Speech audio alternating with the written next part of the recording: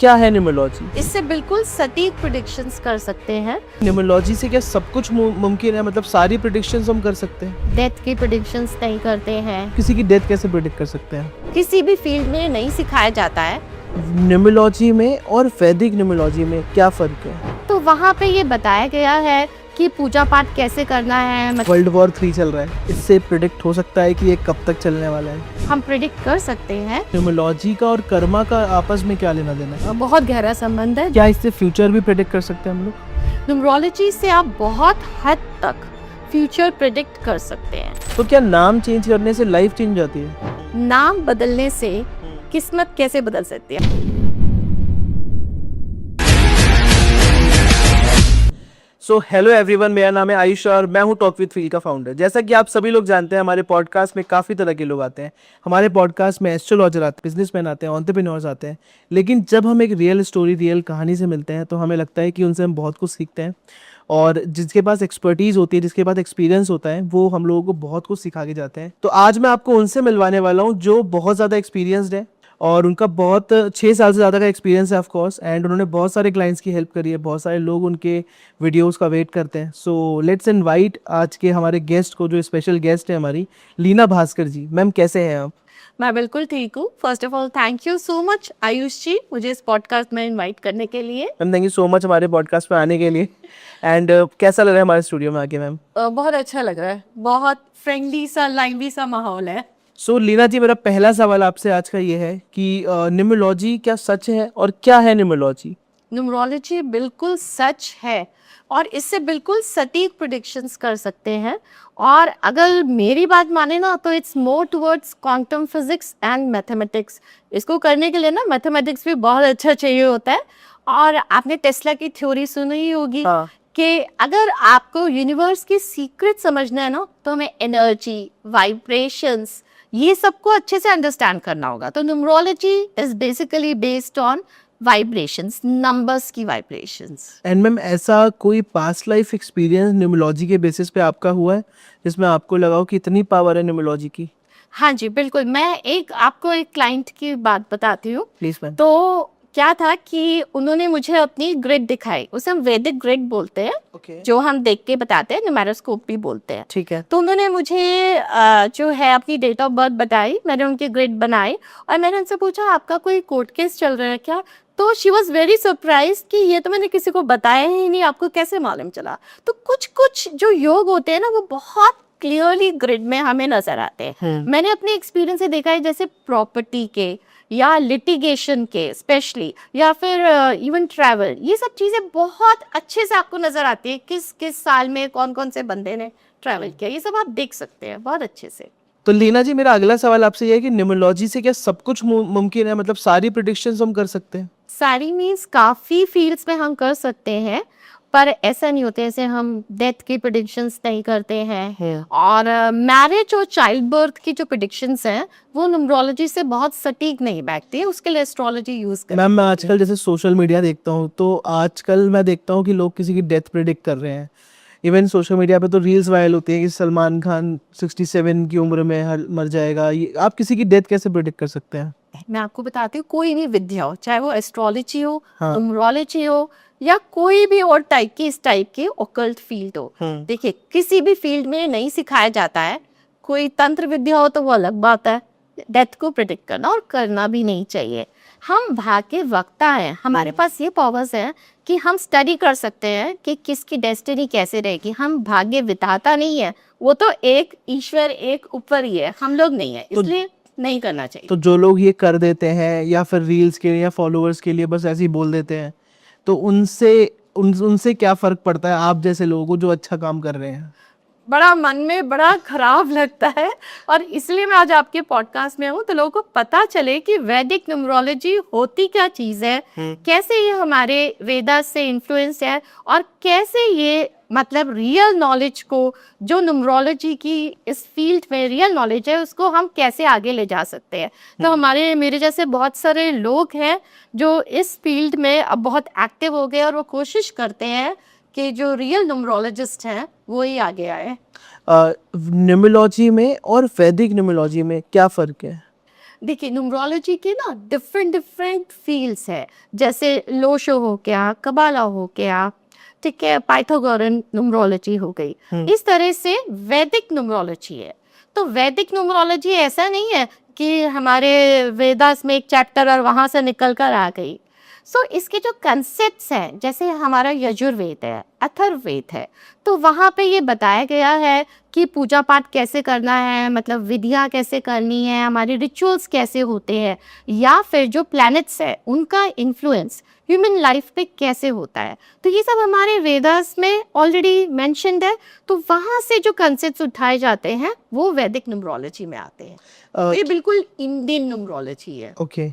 क्या न्यूमरोलॉजी से, जैसे वर्ल्ड वॉर 3 चल रहा है, ईरान इराक और यूएस, इतना इतना मतलब महायुद्ध चल रहा है, हाँ जी। तो क्या इससे प्रिडिक्ट हो सकता है कि ये कब तक चलने वाला है? देखिए इसमें क्या होता है, वैदिक न्यूमरोलॉजी में किसी भी कंट्री का जो हम प्रिडिक्ट करते हैं उनके लीडर से करते हैं। जैसे हम इंडिया का कुछ भी प्रिडिक्ट करते हैं तो मोदी जी की रीड से करते हैं। तो काफी हद तक जो उनके जो लीडर हैं उनकी दशा देख के हम प्रिडिक्ट कर सकते हैं कि पॉजिटिव रहेगा आगे या नेगेटिव रहेगा। ओके। काफी हद तक। तो अगर मैं एक इम्पॉर्टेंट सवाल आपसे पूछूं, आपकी रियल लाइफ जर्नी का, जो न्यूमरोलॉजी से आप बताना चाहते हो लोगों को कि क्यों इम्पोर्टेंस है, मतलब क्या इम्पोर्टेंस है न्यूमरोलॉजी का? देखिए सबसे पहले मुझे लगता है कि आपको अपने आप को अंडरस्टैंड करना बहुत ज़रूरी है। तो न्यूमरोलॉजी प्रिडिक्शन की तो बात छोड़िए, न्यूमरोलॉजी से हम सबसे पहले अपने आप को अच्छे से समझ सकते हैं। जब आप अपने बारे में अंडरस्टैंड कर लेंगे तो आप अपने पोटेंशियल को भी डिस्कवर कर पाएंगे। आपको ये पता चलेगा कि आप किस लेवल तक जा सकते हैं और कितना अच्छा लाइफ में सक्सेस या अचीवमेंट की ओर आप प्रोग्रेस कर सकते हैं। तो जब आप पहले खुद को अंडरस्टैंड करेंगे तभी अपना पोटेंशियल अंडरस्टैंड करेंगे। और जब आप ये अंडरस्टैंड करते हैं कि आपका टाइम अच्छा चल रहा है, आपकी दशा अच्छी चल रही है, तो आप उसके साथ जब आपके नंबर्स अलाइंड होंगे तो आपको सक्सेस मिलेगी ही मिलेगी। ओके। जैसे कि आप बताएं, न्यूमरोलॉजी से हम नंबर से सब कुछ प्रिडिक्ट कर सकते हैं, बिल्कुल तो नंबर से क्या हम लोग अपने करियर के बारे में भी प्रिडिक्ट कर सकते हैं? बिल्कुल, ये आपने बहुत अच्छा क्वेश्चन पूछा। वैदिक न्यूमरोलॉजी स्पेशली करियर गाइडेंस में बहुत हेल्प करती है। जैसे कि मैं आपको बताती हूँ, करियर के लिए जो हमारा डेस्टिनी नंबर होता है, जिसे हम भाग्यांक बोलते हैं, ओके। वो बहुत इंपॉर्टेंट नंबर होता है। जो भाग्यांक होता है वो जो आपकी डेट ऑफ बर्थ है उसमें जितनी भी डिजिट्स है उन सारी डिजिट्स का अगर हम टोटल कर लें और उसे हम, जैसे डबल डिजिट में वो आएगा, उसे जब सिंगल डिजिट में ले आते हैं तो भाग्यांक बन जाता है। जैसे कि मैं आपको एग्जांपल बताती हूँ, एक डेट ऑफ बर्थ है 19/9/1999। Suppose this is the date of birth. अभी इसका भाग्यांक हमें कैलकुलेट करना है तो हम सारी डिजिट्स को ऐड कर लेंगे। तो मुझे एक शॉर्टकट आता है, तो ये 56 बनेगा। तो 56 को जब हमने 5 + 6 किया 11, तो 11 फिर से 2 बन गया। तो जब हम भाग्यांक निकाल लेते हैं उसके हिसाब से हम जो है वो बताते हैं कि किस टाइप में इनको जॉब करनी चाहिए या बिजनेस करना चाहिए। जैसे इस केस में 2 बना तो हम जॉब के लिए बोलेंगे, हम बिजनेस के लिए नहीं बोलेंगे कि आपको बिजनेस में जाना चाहिए। दूसरी चीज जो है, फिर हम ये बता सकते हैं डेस्टिनी नंबर से कि आप किस टाइप के करियर फील्ड में जाएंगे। अगर आप वहां जाएंगे तो आपको बहुत सक्सेस मिलेगी उस फील्ड में आप जाते हैं। तो वो आपकी डेस्टिनी नंबर पे निर्भर करता है। अगर मैं आपसे एक नंबर पूछूं कि कौन सा नंबर है जो लीडर्स के लिए मतलब डिनोट करता है कि हाँ, मतलब ये नंबर है तो ये लीडर्स के लिए ही होगा? बिल्कुल, डेफिनेटली एक ही नंबर है, वो है नंबर 1। तो जैसे धीरू भाई अंबानी जी थे, उनके पास नंबर 1 था। और जो एप्पल के फॉर्मर सीईओ थे, स्टीव जॉब्स। हाँ स्टीव जॉब्स, उनके पास भी नंबर 1 था। ओके। एंड बाकी नंबर वाले के लिए ज़्यादा अच्छा नहीं है क्या? नहीं नहीं, बाकी भी नंबर 3 भी अगर आपके पास है, और लोग भी लीडर्स होते हैं, बट 1 जो होते हैं ना वो बॉन्ड लीडर्स होते हैं। ओके। तो लीना मैम, अब रैपिड फायर राउंड शुरू करते हैं, है ना? अच्छा, डराइए मत, एक लंबा मैं ब्रेथ ले लूं पहले, डिफिकल्ट क्वेश्चंस मत पूछिएगा। पक्का मैम, पक्का। एंड अगर मैं आपसे पूछूं कि ड्रामा कौन करता है सबसे ज़्यादा?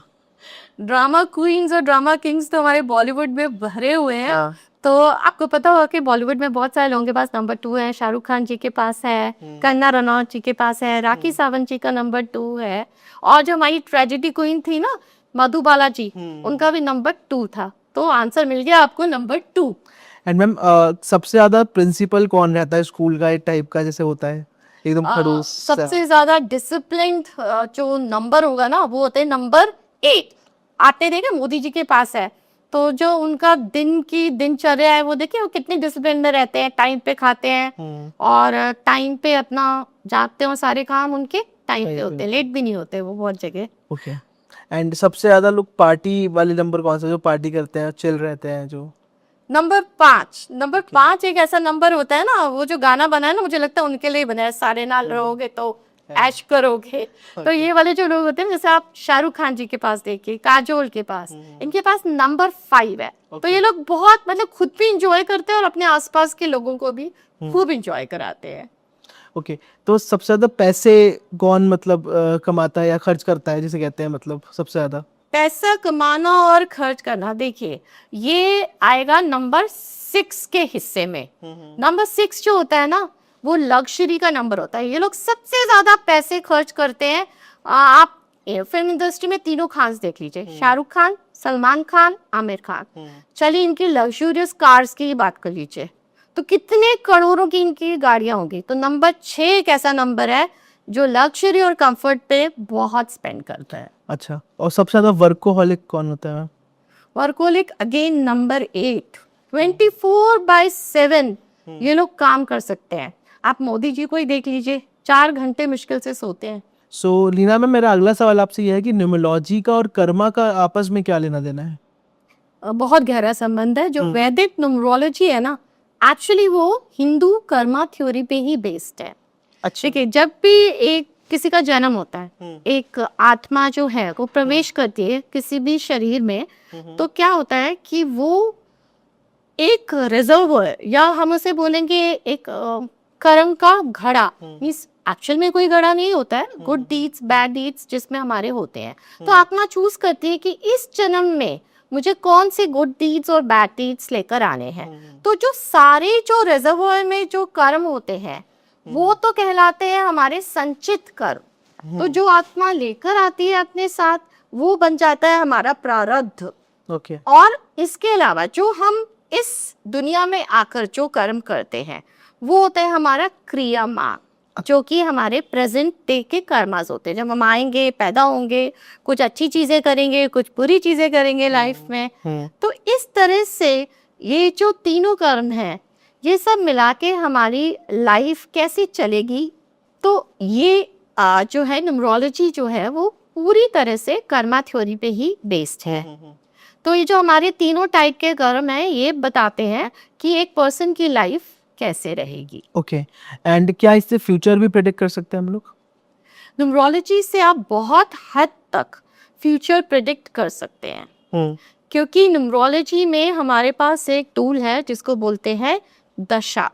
तो यहाँ पे जैसे एस्ट्रोलॉजी में होती है, तो यहाँ पे महादशा होती है, फिर अंतरदशा है, प्रत्यंतर दशा है।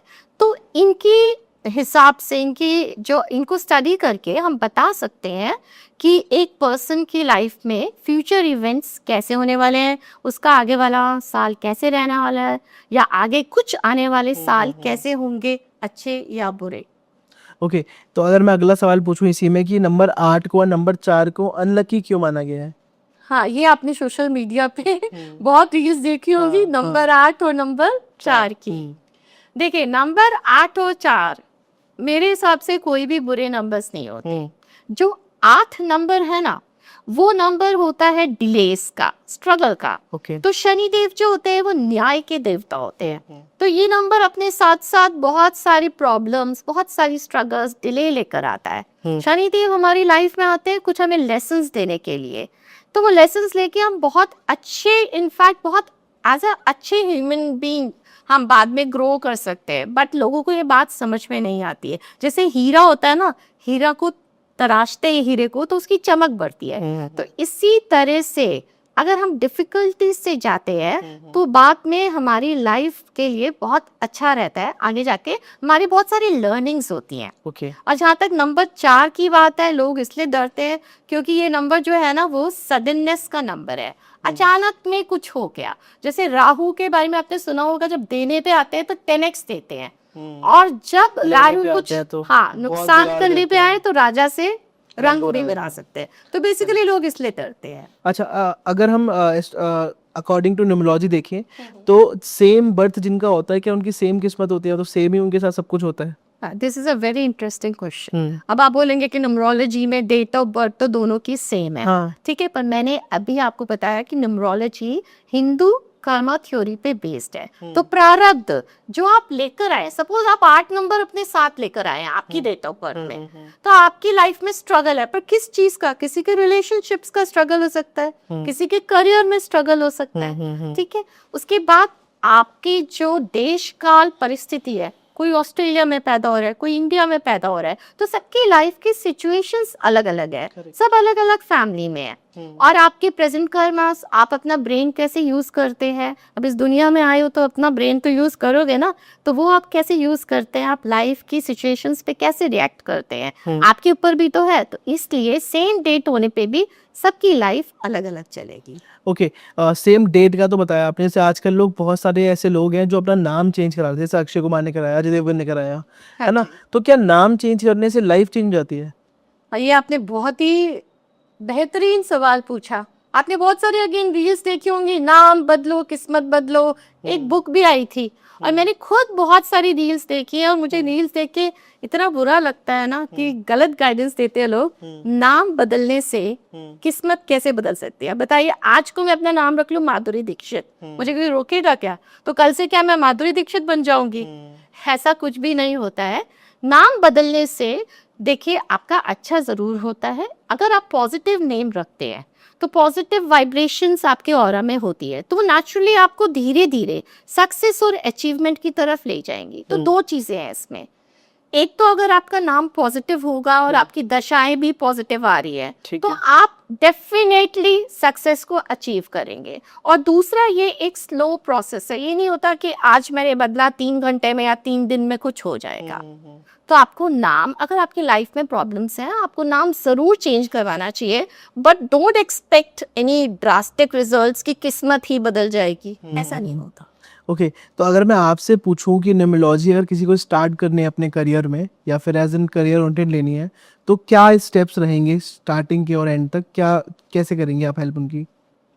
अच्छा, अगर कोई न्यूमरोलॉजी में रियली इंटरेस्टेड है, तो सबसे पहली चीज उन्हें कोई अच्छी जगह से कोर्स करना चाहिए, और पूरा कोर्स लेना चाहिए, मतलब बेसिक से एडवांस लेवल तक का। इसके 2 टाइप के कोर्सेज होते हैं, और इसलिए नहीं कि मैं एक वैदिक न्यूमरोलॉजिस्ट हूँ, मैं प्रेफर करूँगी कि आपको वैदिक न्यूमरोलॉजी पढ़नी चाहिए। एक तो वो हमारे इंडियन न्यूमरोलॉजी है, दूसरा जो है इसमें दशा सिस्टम होता है। 1954 में पंडित सेतुरामन जी ने दशा सिस्टम दिया था, जिसकी वजह से जो प्रिडिक्शंस है ना वो बहुत सटीक निकलती है। तो अगर आप अच्छे से स्टडी करना चाहते हैं तो आपको एडवांस लेवल तक जाना चाहिए, तभी आप प्रिडिक्शंस कर पाएंगे। और अपने लिए पढ़ना चाहते हैं तो बेसिक लेवल भी ठीक है। एक अगला सवाल इम्पोर्टेंट नंबर के रिगार्डिंग, कि क्या 5 नंबर एक्चुअली मतलब पैसे वाला होता है? हाँ, बहुत बढ़िया बढ़िया सवाल पूछ रहे हैं। सबको लगता है कि 5 नंबर किसी के पास आ जाए तो बस किस्मत ही बदल जाएगी। देखिए, 5 नंबर पैसे का नहीं होता, पैसे की पावर को समझने का होता है। 5 नंबर ये नहीं देखकर आता कि मुझे किसी गरीब व्यक्ति के पास नहीं आना है, 5 नंबर किसी के पास भी हो सकता है। तो जब आपके पास 5 नंबर होगा तो आप 24/7 पैसे के बारे में सोचेंगे कि पैसा कैसे सेव करना है, कहाँ इन्वेस्ट करना है, पैसे का सही उपयोग कैसे करना है। जैसे मैं आपको एग्जांपल देती हूँ। सपोज एक कैब ड्राइवर है जिसके पास 5 नंबर है, जिसकी डीओबी में, ठीक है, तो अब वो ये सोचेगा कि मैं ओला भी ज्वाइन कर लूँ, उबर भी ज्वाइन कर लूँ, मैं कैसे अपनी जो है वो अपनी मंथली इनकम कैसे इंक्रीज कर पाऊँ। और वो ये भी देखेगा कि चलो रात को मैं ड्राइव कर लूँ, एयरपोर्ट वाली राइड्स ले लूँ, ताकि जो है वो मुझे कुछ ज्यादा पैसे मिल सके। 5 नंबर बेसिकली आपको बहुत अच्छे एनालिटिकल स्किल्स देता है, जिससे कि आप अच्छे पैसे कमा सकते हैं। अच्छा, इसी में नंबर की बात करूं तो क्या 777 जिसके फ़ोन नंबर में है, या 777 उनकी लाइफ में है, तो क्या उनका जीवन बर्बाद है? कितने सारे लोगों के जो फोन नंबर में 777 मिलेगा आपको, तो क्या आपको क्या सबकी लाइफ बर्बाद नजर आ रही है क्या? नहीं, ऐसा कुछ नहीं होता। देखिए, 777 वैदिक न्यूमरोलॉजी में अगर आपकी ग्रिड में है तो यस, वो आपकी मैरिड लाइफ पे जरूर इन्फ्लुएंस डालेगा, पर फोन नंबर में होने से कुछ नहीं होता, ये मूविंग एनर्जीज होती हैं, तो हार्डली 5 से 10% ये आपकी ऑरा में इफेक्ट करती है। तो ऐसा कुछ नहीं होता कि आपकी लाइफ बर्बाद हो जाएगी, बिल्कुल नहीं होगी, निश्चिंत रहिए। ओके, तो क्या रेमेडीज मैम एक्चुअली वर्क करती हैं? हाँ जी, बिल्कुल, रेमेडीज वाकई ही वर्क करती हैं अगर सही रेमेडी की जाए। अब यहाँ पे मेन प्रॉब्लम ये होती है कि यूट्यूब वीडियो देखते हैं लोग और वहां से देखकर सोचते हैं कि मैं ये रेमेडी कर दूं, बट एक्चुअली रेमेडी करने के लिए आपको एक प्रॉपर एस्ट्रोलॉजर या न्यूमरोलॉजिस्ट को ठीक से दिखाना चाहिए ताकि वो आपको गाइड कर सके। जैसे मैंने आपको बताया, जो न्यूमरोलॉजी में भी रेमेडीज जैसे 3 टाइप की होती है, एक प्लैनेट की पावर को बढ़ाने के लिए, प्लैनेट की पावर को कम करने के लिए, और प्लैनेट की पावर को न्यूट्रलाइज करने के लिए। तो एज ए ले पर्सन आपको पता नहीं चलेगा कि आपको कौन सी वाली रेमेडी करनी है। जैसे ऐसा नहीं है कि आपके पास 8 नंबर है तो आप नीलम की रिंग पहनकर बैठ जाइए, तो इसीलिए अच्छे से पहले दिखाना चाहिए। रेमेडीज भी they take their own sweet time, ऐसा नहीं है कि एक दिन में वर्क करेगी, but yes, remedies definitely work करती है। अच्छा, और जिनके रिपीट होते हैं नंबर्स, क्या उनकी लाइफ में नेगेटिव इफेक्ट पड़ता है इससे?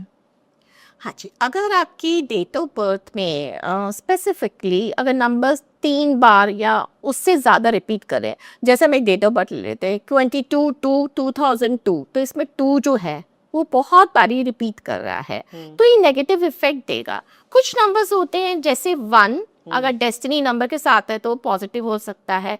4 और 8 अगर इवन में रिपीट हो रहे हैं, यानी 2 टाइम्स हैं, 4 टाइम्स हैं, तो वो पॉजिटिव देंगे। अदरवाइज इन जनरल जो नंबर्स रिपीट करते हैं वो नेगेटिव इफेक्ट ही देते हैं लाइफ में। ओके, अगर मैं आपसे अगला इम्पोर्टेंट चीज़ पूछूं कि न्यूमरोलॉजी में और एस्ट्रोलॉजी में क्या फ़र्क है? देखिए, न्यूमरोलॉजी और एस्ट्रोलॉजी दोनों ही ऑकल्ट साइंसेस के फील्ड है। ऑकल्ट साइंस मींस गुप्त ज्ञान। तो इसमें क्या होता है कि एक एस्ट्रोलॉजर जो है वो आपसे पूछेगा आपका date of birth, place of birth, time of birth, ठीक है। whereas a numerologist will ask you only your date of birth। जो एस्ट्रोलॉजी है वो बहुत वास्ट फील्ड है और न्यूमरोलॉजी बहुत कंसाइज और प्रिसाइज है as compare to astrology. Okay, और वहाँ पे आपने सुना होगा जन्म पत्री बनती है ना, यहाँ पे आपकी अंक कुंडली या न्यूमेरोस्कोप बनता है। तो अगर आपको एक प्रॉब्लम तक जाना है तो एक्चुअली अगर एक डेस्टिनेशन एक है तो ये 2 डिफरेंट रास्ते हैं उस डेस्टिनेशन तक पहुंचने के। जैसे मैं आपको वो इंटरेस्टिंग वे से समझाती हूँ कि बारिश होने वाली है, बारिश हो भी गई, तो आप बारिश से बचने के डिफरेंट तरीके हो सकते हैं। ठीक है। तो या आप रेनकोट ले लीजिए या अम्ब्रेला ले लीजिए, दोनों का ऑब्जेक्टिव क्या है? आपको बारिश से बचाना। तो ऐसे ही न्यूमरोलॉजी हो या एस्ट्रोलॉजी हो, एक्चुअली दोनों का ऑब्जेक्टिव सेम है, आपकी क्लाइंट की प्रॉब्लम को सॉल्व करना। तो मैम, रूट नंबर और डेस्टिनी नंबर के आपस में कैसे डिफरेंशिएट करेंगे आप इन्हें? ओके, देखिए ये 2 नंबर्स जो हैं ये बहुत इंपॉर्टेंट नंबर्स होते हैं न्यूमरोलॉजी में। ओके, आपकी डेट ऑफ बर्थ में दोनों नंबर्स छुपे होते हैं। जैसे आयुष जी, आपका सिर्फ डेट ऑफ बर्थ क्या होगा? मैम मेरा डेट ऑफ बर्थ 29 जून 2001 है।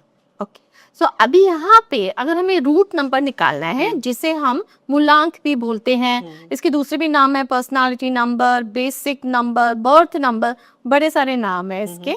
तो ये आपकी इंट्रिंसिक नेचर को दिखाता है। Okay. इसको कैलकुलेट करने के लिए आपने बताया 29 2001, 29 जून 2001। तो 29, तो 2 + 9 हम करेंगे, ठीक है? 2 + 9 11 आ गया। हाँ। सो 11 का फिर सिंगल डिजिट में लाएंगे, 1 + 1 2। ओके, तो आपका जो मूलांक हुआ वो बना 2। ठीक है। और जो आपका डेस्टिनी नंबर है वो आपके दिखाते हैं कि आपकी सोल की जर्नी कहाँ शुरू है और कहाँ तक आप जा रहे हैं, कहाँ तक आप पहुंचेंगे। तो इसके लिए सारे आपके डिजिट्स का हम टोटल करेंगे, तो जो भी सम आएगा उसको सिंगल डिजिट में जो लाएंगे तो जो नंबर आएगा वो आपका डेस्टिनी नंबर होगा। तो मोस्ट पावरफुल नंबर कौन से होते हैं? मोस्ट पावरफुल नंबर्स देखिए 1, 3 और 9 होते हैं। Okay, most money minded number? 5 okay, most love number? 2 और 6। Okay, spiritual number? Spiritual number होते हैं 3, 7 और 9। Okay, leaders number? 1। Okay, most emotional number. Again 2 over emotional भी हो सकते हैं। Okay, most intelligent number. Intelligent number देखिए सारे होते हैं, ऐसा कुछ नहीं है, बट नंबर 4 जो है ना, वो राहु का नंबर, वो मोस्ट इंटेलिजेंट हो सकते हैं। Okay, business number. 5। Okay, most dangerous number. देखिए ऐसा कोई नंबर नहीं है, जो गुस्सा करता हो, एंग्री करता हो। That is number 9। Okay. Okay, तो 9 के गुस्से से थोड़ा सा बचना बच चाहिए। के जाइए। Most positive number. All numbers are positive. As a numerologist आप पूछेंगे, मैं किसी भी नंबर का वो नहीं बोलूंगी, all numbers are positive. Okay, तो लीना जी लास्ट में अगर किसी को अपनी न्यूमरोलॉजी में करियर बनाना है और अगर एक मैसेज अगर आप उन्हें देना चाहो कि कैसे वो इस फील्ड में आकर आप जितना अच्छा कर सकती हैं, तो आप क्या सजेशन देंगे उन्हें? मैं ये सजेशन दूंगी कि पहले आपको ये पता होना चाहिए कि आपको न्यूमरोलॉजी पढ़नी क्यों है। कुछ लोग होते हैं जिनको सिर्फ क्यूरियोसिटी होती है, वो जानना चाहते हैं इस फील्ड में, मोस्ट वेलकम।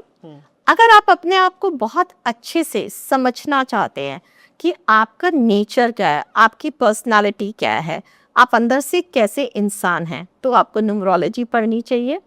यदि आप न्यूमरोलॉजी से अपने लिए और अपने लव्ड वंस के लिए कुछ प्रिडिक्शंस करना चाहते हैं, तो भी आपको सीखनी चाहिए। और यदि आप इस फील्ड में अपना करियर बनाना चाहते हैं, कंसल्टेशंस देना चाहते हैं, अपने घर में बैठ के अपनी एक 5 फिगर इनकम जनरेट करना चाहते हैं, तो भी न्यूमरोलॉजी आपके लिए बहुत अच्छा फील्ड है। So thank you so much Leena ma'am हमारे पॉडकास्ट में आने के लिए। एंड डेफिनेटली आज के पॉडकास्ट से लोग काफ़ी कुछ सीखेंगे। एंड जिनको एक करियर स्टार्ट करना है न्यूमरोलॉजी में, वो आपको देखकर बहुत पॉजिटिव हुए होंगे, क्योंकि इस तरीके से आपने एक्सप्लेन करा है, क्योंकि हर चीज़ में आपके लॉजिक्स थे। और मुझे ऐसा लगता है कि जब साइंस किसी चीज़ में ऐड हो जाता है तो वो ऑटोमेटिकली इतना ज़्यादा महान हो जाता है कि आपको बोलना नहीं पड़ता, आपको प्रूफ नहीं करना पड़ता कि ये चीज़ सच है। बिल्कुल। So once again thank you so much for coming our show ma'am. And जितने भी लोग इस पॉडकास्ट को यहाँ तक सुनते हुए आ गए हैं, वो मैम को बहुत सारा प्यार दीजिएगा। मैं मैम का नंबर या फिर कंसल्टेशन के लिए जो भी लिंक्स होंगे मैं डिस्क्रिप्शन में डाल दूंगा, आप वहाँ से मैम तक पहुँच सकते हैं। एंड इस पॉडकास्ट को ज़्यादा से ज़्यादा लोगों तक शेयर करिए, क्योंकि इस पॉडकास्ट में हमने काफ़ी सारी ऐसी बातें करी हैं जो आम इंसान की ज़िंदगी के लिए बहुत ज़्यादा ज़रूरी है। जिसको कोई लाइफ में प्रॉब्लम्स आ रही हैं या नंबर्स के अकॉर्डिंगली जानना है, ये कंसल्टेशन कैसे ले सकते हैं, हम बहुत सारी चीज़ें ऐसी बातें करी हैं जो आपके बहुत काम आएगी। और हमने बहुत सारे मिथ्स भी क्लियर ऑफ कोर्स बहुत सारे मिथ्स क्लियर करें कि क्या सच है, क्योंकि आप रील्स देख के कुछ भी सच मान लेते हो तो वो सच नहीं होता। तो इस पॉडकास्ट से आपको वो क्लैरिटी भी मिलेगी। सो इसको बहुत सारा प्यार दीजिएगा वंस अगेन। तब तक के लिए शुक्रिया, धन्यवाद, अपना ध्यान रखिएगा। Thank you so much for coming show.